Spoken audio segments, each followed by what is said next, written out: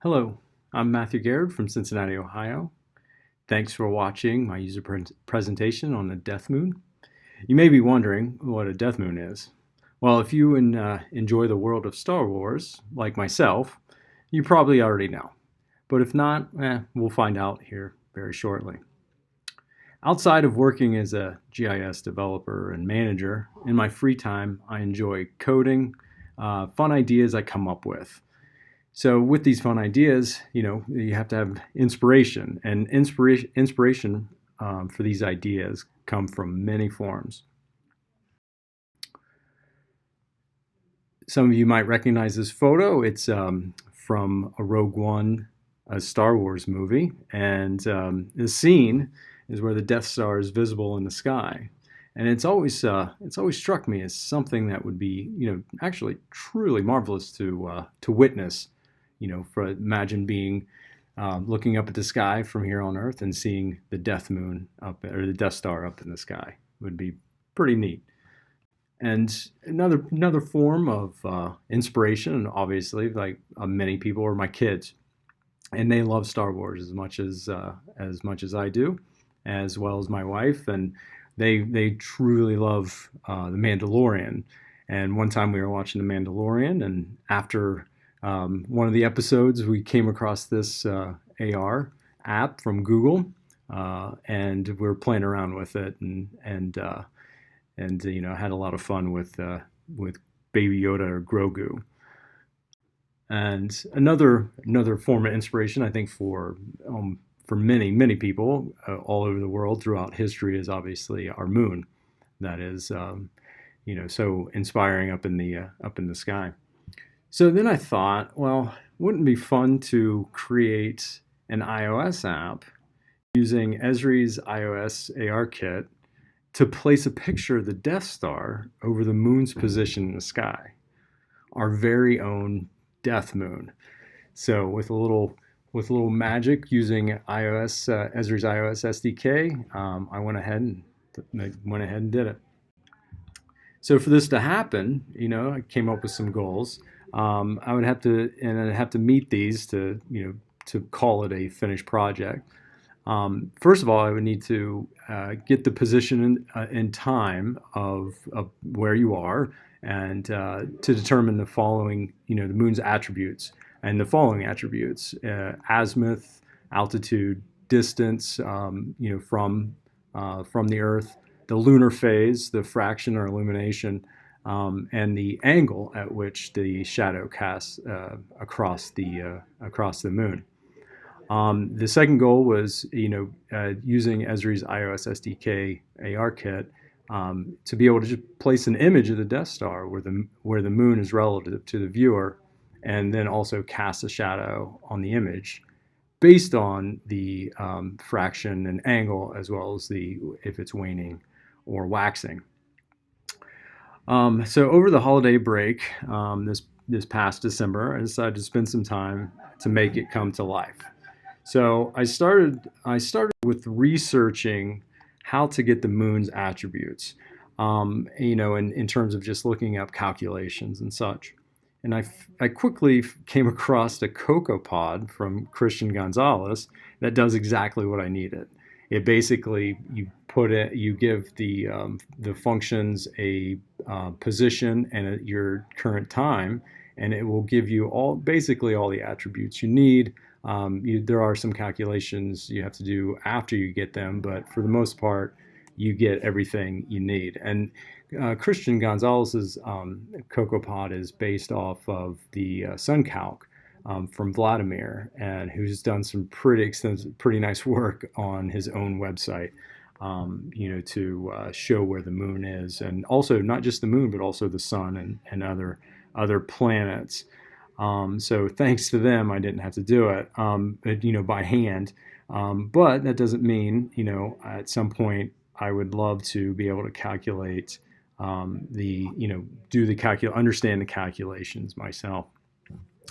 So for the Esri iOS SDK, I've used Esri's AR kit in the past, and so I had some familiarity with it, just playing around with it. So it's easy enough to add a picture symbol to a view. Many of us have done that in many other areas of the SDKs that Esri offers. Um, and then, so what I used was, I need to know where to place the picture of, the Death Star, if you will. So I would grab a location from the location manager, and as you can see, where it's the setting an initial point, and then right above that, this is the interesting piece where I'm basically taking the altitude from SunCalc or from the SwiftCalc, and I am in basically calculating the opposite side of a right triangle based on a 1 kilometer adjacent side. And then the next thing I do, as you can see, I use the AGS geometry geodetic move, and I move the point to the correct azimuth, so an angle, so the what direction it's going, and then with that, and that's also 1 kilometer away. So then the z value is up, however much the altitude is based on the tangent of the altitude times 1,000. And then that gives me roughly a rough idea or a rough calculation of where the moon is based on based on the current position, and where the moon is up in the sky. So when I initially did this, it actually worked out pretty well. It was right, pretty much right on. It was off a little bit here and there because of the movement, but of the phone and such. But for the most part, it worked, just basing it off 1 kilometer or 1,000 meters away.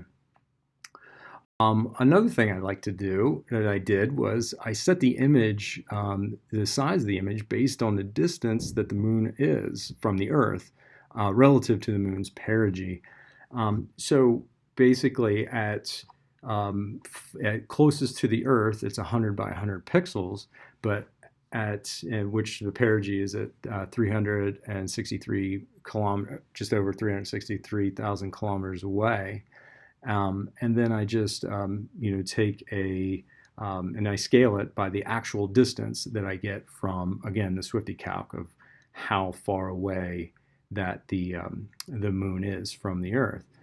And then, so at the end of the day, you get a picture of the Death Star, if you will, on the iPhone, from the AR view.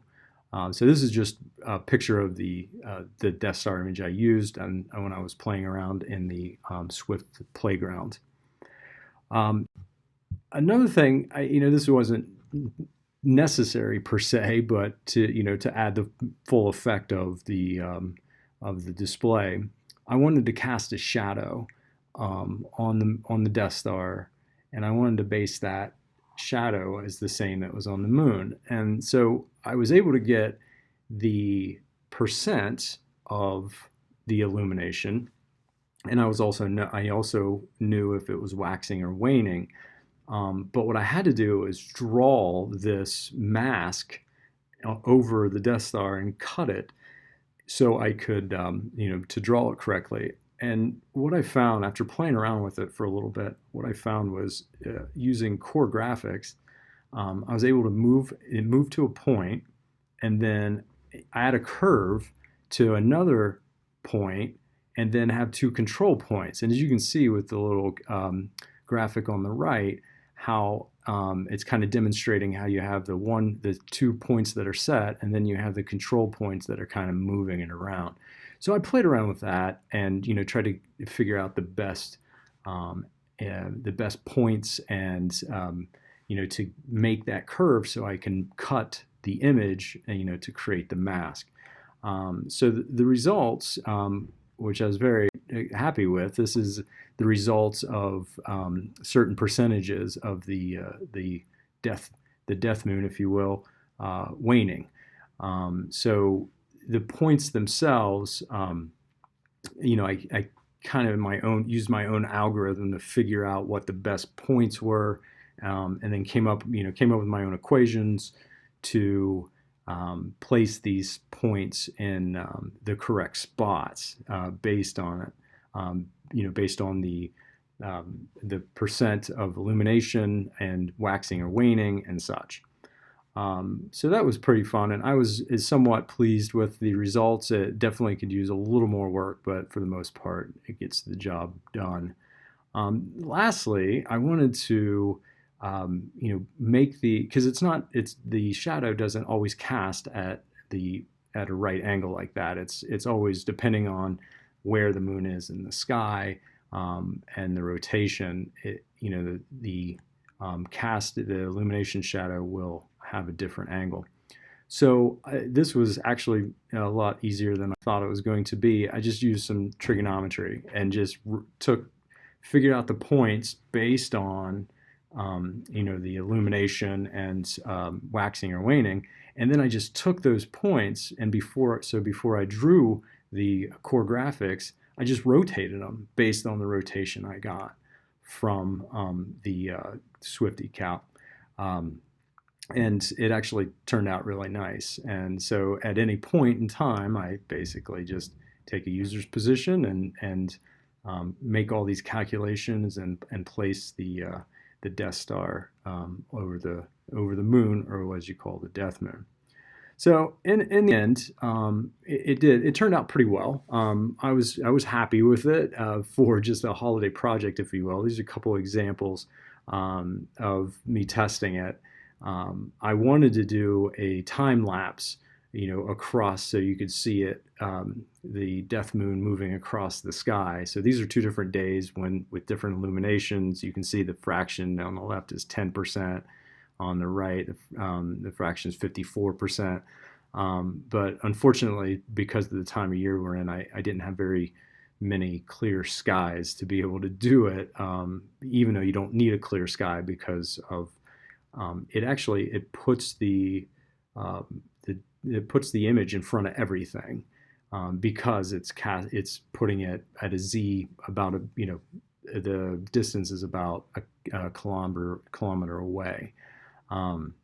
But again, it was just all in fun and just kind of proving that you could do it. The other thing I thought of as I was playing around and looking at the different night skies and stuff was, you see the Death Star in front of trees, you see them in front of buildings, you even see it below the horizon. And seeing it below the horizon is pretty nice because you can see where the moon is at any given point. But then I thought about, man, it would be neat to use like LiDAR in today's the newest iPhones, and be able to do the cloud point and mask the Death Star even more, so it will be behind things that are pretty much everything would be in front of it. Clouds would definitely be a little bit trickier. I don't know if that's possible, but still, it was a lot of fun. So, like I said, there's definitely, all in all, it was a fun project. There's definitely room for improvements. That may have to wait until next holiday season, though. So, regardless, thanks for watching my user presentation remotely online. I love doing these. This is my 4th one, and they're always a pleasure to do. I'm not changing the world or anything, but it is having fun with everything. So feel free to grab the code on GitHub. It's free, and to play around with. And if you have any questions, definitely shoot me a message or something. And everybody have a great 2021. Thanks again.